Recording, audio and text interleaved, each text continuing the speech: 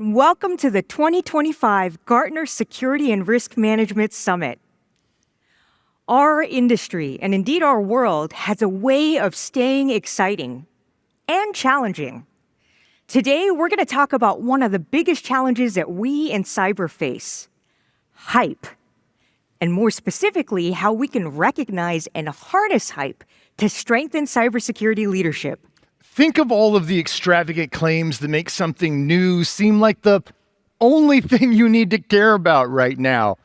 Hype makes it hard to think straight, hard to chart that steady path forward. But what if we could actually harness hype to benefit you, your teams, and your organizations? That's what today's keynote is about. Our organizations are making aggressive technology investments to achieve their goals, especially in leading-edge, hyped areas like generative AI and AI agents. 74% of CEOs believe that AI is the technology that will most significantly impact their industries over the next 3 years. And 84% of tech executives are increasing their AI investments this year. Here's why that matters for you. 85% of CEOs think cybersecurity is not just critical to protecting the organization today, but is in fact critical to growth. And accordingly, tech leaders are increasing cybersecurity funding, 87% of them. And even better for the folks in this room here this morning, 69% of those folks say that managing cybersecurity and other technology risks are going to be their top focus area, what they plan to spend most of their time working on over the next 12 months. I don't know about y'all, but across our C-suite and board, all of our surveys are pointing in the same direction. Cybersecurity incidents are now hitting the bottom line, so executives are paying attention to cybersecurity. And what Leigh just said right now is great news for us. The organization's job is to balance the potential reward and risk of innovation. And a key component of the CISO's role is to help the organization understand and manage cybersecurity risk. Seems like a great match, right? At least in theory. But in reality, we know that our relationship with the broader organization can be tense. Some folks in our organizations like to move fast and break things. And some folks in cybersecurity would love to bubble wrap everything. I mean, not anyone here, of course. But this tension between us and the broader organization gets worse in a hype-driven world where everyone's bombarded by the promise of new technology, shiny unicorns everywhere. Hype can push our organizations into investing too much, too fast. But hype around what could go wrong can also push cyber and risk teams into the opposite problem, slowing things down to the point of missing critical market opportunities. Hype, if we're not careful, can derail our partnership with the organization.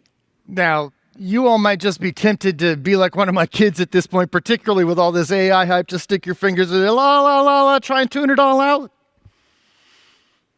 But that too would be kind of a mistake. Really, hype often contains at least a kernel of truth, and signals change.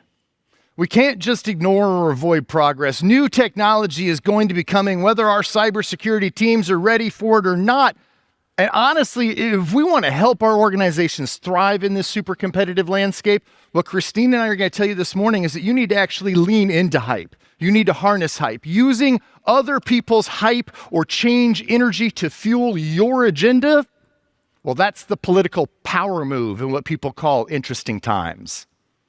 We invite you to become students of hype so that you can learn how to detect it, figure out the patterns, and harness it effectively to develop a versatile cybersecurity program. And we can start that journey with Gartner's Hype Cycle.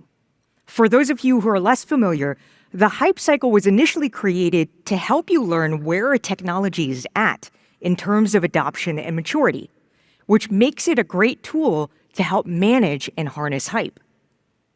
For example, when a technology is on its way up the slope, there are several benefits to becoming an early adopter. You could gain advantage over competitors, or use a vendor's own hype to get them to develop capabilities that benefit you. The peak of inflated expectations, well, that's when you're most at risk of being taken in by hype. When everyone is screaming, buy, buy, buy, you can't help but wonder what they're seeing that you're not. And if the technologies survive the trough, you can see which ones have demonstrated real-world value for many. Now, what makes this really cool is that even though the hype cycle's been around for a minute, it can be applied to so much more than just technology innovation. Indeed, the hype cycle gets its shape from the fact that most innovations, fashions, crazes, or heck, even enterprise transformations, they do follow a predictable pattern. And this is where becoming students of hype can really help us further our own agendas. Knowing these patterns and becoming acutely aware of how these energies flow can help you anticipate what comes next and help you use others' hype energy to your benefit. The hype cycle is a useful model to keep in mind as we're focusing on delivering our top goals of building that mission-driven, innovation-ready, and resilient cybersecurity program. So let's talk about how we're going to get there. First, we're going to show you how to ensure cybersecurity is always driven by your organization's mission. Specifically, how to use outcome-driven metrics to enable executive decision-making about cybersecurity investments. The second thing we'll cover is the biggest area of hype in recent history, AI. We'll show you why you should be innovating with AI and cybersecurity, and how that will help your organization's longer-term AI ambitions. And third, because all of this is happening against a backdrop of great uncertainty, which can rapidly increase burnout amongst our teams, we're going to share some tactics to harness hype energy to make both you and your teams more resilient. To start our journey today, let's begin with an all-too-familiar scenario. Imagine you have a new CEO. Let's call her Sarah. Sarah has an aggressive 18 months optimization strategy. She plans to consolidate service lines and invest heavily in AI and automation to achieve those goals. Sarah calls you one day because a competitor just got hit by ransomware, and weeks later, their operations are still disrupted. It's all over the news. And Sarah wants to know if something like that could happen here. What an opportunity. You have Sarah's undivided attention, but now you also have a couple of choices. You could go in the direction of fear, uncertainty, and doubt, start slipping her brochures for new ransomware protection tools, hoping to get some more budget. Leigh, and I hope you don't do that, because that would erode your credibility as a trusted advisor. Or you could take a different tact and show Sarah how your cybersecurity team is already making targeted investments that not only protect the enterprise today, but also future-proof for the coming new product lines in AI automation. You could share data with her to decide whether to invest more or less based on her ambitions. In essence, the choice is feed the fear or harness the hype. And the truth is, when we feed the fear, that's the sugar rush of organizational politics. You might get quick returns, but your reputation suffers. If we need to prove to change prime leaders why ongoing cybersecurity investments are important, we have got to make the connections to things that they actually care about. That's scalability, profitability, efficiency goals, your mission objectives if you're in government. If we want to succeed, we can't just opportunistically feed that fear and request funds when an incident happens. That could actually lead you to throwing money at the wrong things. Absolutely. Instead, we need to clearly show our current levels of cyber protection and exposure in a way that our leaders can easily understand. Since perfect protection doesn't exist, we must present our leaders with options and trade-offs. For example, we might say to Sarah, we can make a choice to invest in X to reduce our exposure by Y.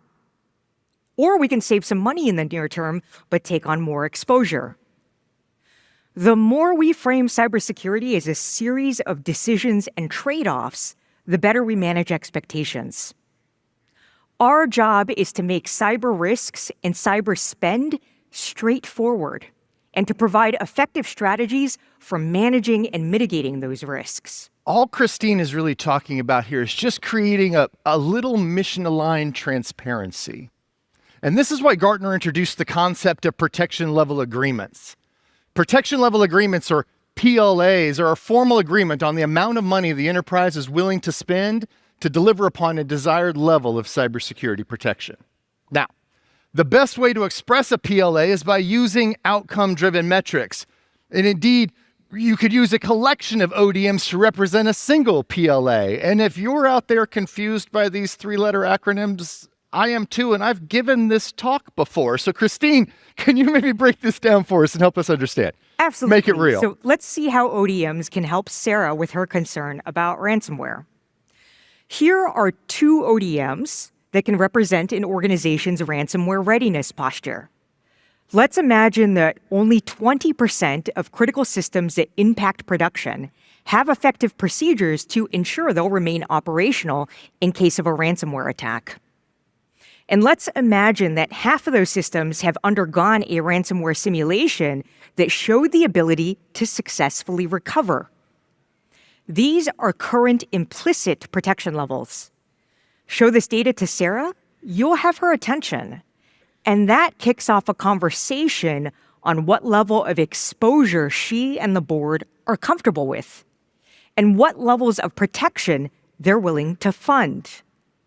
You can walk through the options. If you want to increase from 20% of critical systems with ransomware recovery procedures to 70%, that will cost, let's say, $1 million. If you want to increase to 80%, that will cost $1.5 million. What makes this so cool is that this is now a fact-based conversation rather than some fear-fueled debate. By focusing on protection level agreements and outcome-driven metrics that you can actually measure and get better at, we move away from discussing the ROI of a given set of tools because, I mean, let's be real here. Have you ever tried to calculate the ROI of an anti-ransomware tool? What is it? Existence? This is nonsense. It's nonsense. Instead, framing the discussion in the terms of PLAs makes the conversation one of cost-benefit analysis and trade-offs. Much more intuitive and understandable. And many organizations have successfully piloted explicit protection level agreements using ODMs, including the Institute for Cancer Research here in London. Their CIO and cyber lead, Jonathan Monk, who's with us here this week, introduced ODMs to help their executive team achieve consensus on cybersecurity investments. They were already using the NIST framework, so Jonathan prudently introduced ODMs as an extension of it. He chose 11 ODMs for a first wave pilot based on the cybersecurity areas most in need of urgent improvement. And he did something smart. He chose metrics where the organization already had the necessary data, or the effort to get it would be pretty light lift. The Institute presented the executive committee with multiple options. They had individuals vote, and then convened the entire executive committee to drive consensus. They finalized protection levels for all 11 ODMs in a single meeting. An audit committee member put it this way: this is the clearest process for determining risk appetite in cybersecurity investment that we have seen. Jonathan now facilitates quarterly reviews of ODM and PLA performance at the request of the audit committee. And since the introduction of PLAs, the Institute has seen a 37% increase in their cybersecurity budget. Now, to help you establish protection levels, we are actively tracking 25 outcome-driven metrics in our cybersecurity business value benchmark so that you can see peer investments in performance on common metrics such as percentage of critical applications covered by MFA, or third-party risk exposure, or data access removal time. You can choose a portfolio of metrics that aligns to your organization's industry, mission, and maturity level. Now, protection level agreements help you document the cybersecurity outcomes you're going to deliver, like bringing mean time to remediate incidents below 16 hours. But here's where it's really interesting. They can also serve as a focusing function for your cybersecurity team. Now, we all have that person on our team, the one who likes to, buy that new fancy tool, something that appears to be that magical unicorn solution to today's problem. I might be that person on a lot of teams, but rather than looking and putting yourself in a position like looking like you're anti-innovation, you can now say, hey, I think that's pretty cool too. But that new tool is not going to help us move the needle on our agreed upon outcomes. When we communicate in terms of protection levels and buying down exposure levels, you're less likely to get caught up in someone else's marketing hype. And in this world of constant change, the best way to harness fear and marketing-driven hype is through this mission-aligned transparency, where we show how cybersecurity protection levels can be tuned up and down to support key mission objectives. This is what will help your executives take risk intelligently. So start small. Pick 2 or 3 metrics that directly align to your organization's mission and exposure profiles. Like the case study we discussed, focus on critical areas of improvement and areas where you already have data. This will allow you to create outcome-driven metrics that achieve disproportionate impact for relatively little effort. Second, measure your actual performance and compare it to Gartner's 25 ODMs. And third, discuss and establish actual protection level agreements based on these metrics. Use the experience of your peers to proceed with confidence. We're seeing incredible uptake of ODMs and PLAs around the world, and we're delighted to give you end-to-end implementation examples like from the Institute for Cancer Research. All right. Now that we've laid out the principles and action steps for mission-driven cybersecurity and bombarded you with sufficient 3-letter acronyms, let's zoom in on a 2-letter acronym, AI. AI, right? Has any topic ever deserved the title of the king of inflated expectations more than AI? Or is it just me, Leigh? I think that even might be a bit of an understatement. Magical AI has been thrown at us just relentlessly over the past 3 years. And again, even if we're tired and perhaps a bit jaded by the hype, we can't just ignore AI. Now, many of you are likely already experimenting with AI. And if you're not, you should be, so that you can learn how to get real value from Gen AI and AI agents. And we need to do this because every industry is racing to use AI for a bunch of use cases. Bank fraud detection, medical imaging analysis, product development, even regulatory compliance. And our role in cybersecurity is to enable these ambitions safely and securely. This is actually an amazing opportunity to become the trusted advisors that our enterprise need. To learn to move fast with AI and not break things. To get there, we need to do 3 things. First, we must cultivate AI literacy for ourselves and within our teams. Second, as Leigh said, if we're not already, we must experiment with AI in cybersecurity in order to do the third thing well, which is to protect AI investments in our organizations. All right, let's start with AI literacy. This is our key to cutting through the hype and making the most out of AI. We do need to understand how large language models work, and we need to understand the main security risks like data loss, data poisoning, prompt injections, unauthorized retrieval, output risks like hallucination, misinformation, or even intentional disinformation. We need to know where these risks can align in the LLM lifecycle and how to best mitigate them. With AI agents, there's even more to learn. We have agents embedded into existing applications. We have standalone agents with limited tasks. And here's where things get interesting. We have goal-driven agents like Manus or ChatGPT agent that browse the web, run programs, use any tool with an API. We're also moving quickly toward multi-agent ecosystems made up of several independent interacting agents. Our teams need to understand AI agent attack surfaces and how to secure them. If you want to dive in, we recommend you attend 2 sessions this week. Jeremy DeWan's session on what CISOs must learn about AI agents, and Leigh's got a provocative session entitled, Cybersecurity Isn't Ready for AI Agents. Now, rest assured, we're all in the same boat here.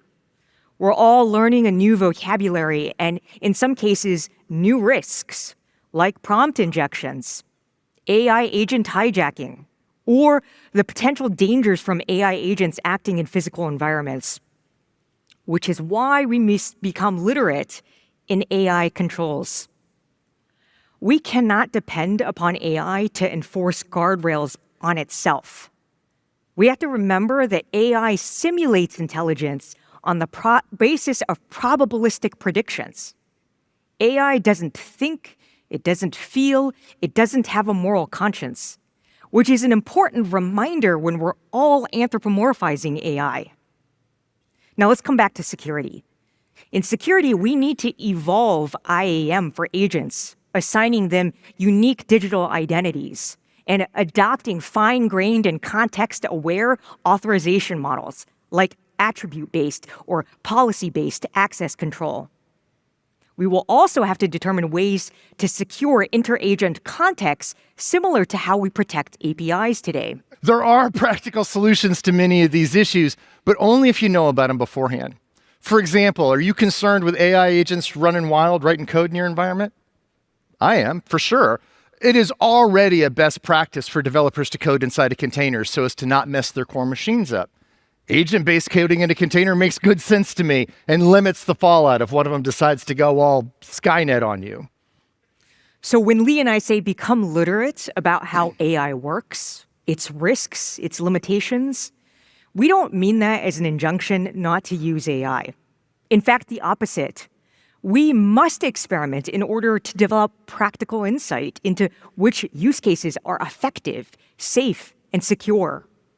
So be bold with AI. Designate AI champions in the way that you've done security champions. Spend the next 18 to 24 months collecting use cases, practicing with them in cybersecurity first, judging the results critically, and then finding analogies in the organization.